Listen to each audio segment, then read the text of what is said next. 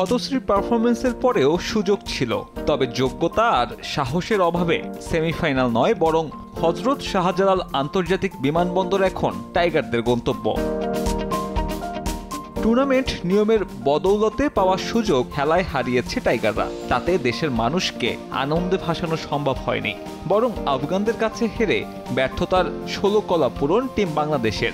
সেমির সমীকরণ নিয়ে ভক্তরা রাত জাগলেও টিম ম্যানেজমেন্টের চিন্তা ছিল ভিন্ন।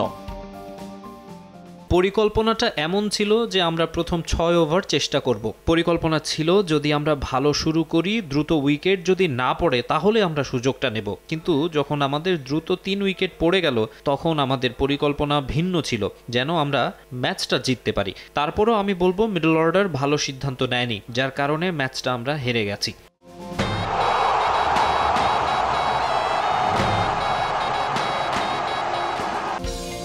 টিম ম্যানেজমেন্টের সাহসের অভাবে আনন্দের উপলক্ষ হারিয়েছে কোটি কোটি টাইগার সমর্থক, যা অবশ্য নতুন নয় কিছুই। অদ্ভুত সব যুক্তি আর নিয়মে আবদ্ধ টিম বাংলাদেশ এদিনও ম্যাচ হেরে দিয়েছে খোঁড়া যুক্তি।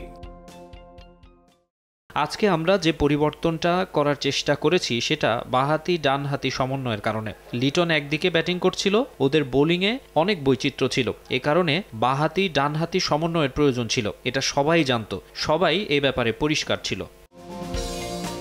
ব্যর্থ বিশ্বকাপ মিশনে 2 সহযোগী দেশ আর ছন্নছাড়া লঙ্কানদের হারানো বাদে অর্জনটা কি, সে প্রশ্নের উত্তর দিয়েছেন টাইগার অধিনায়ক নিজেই।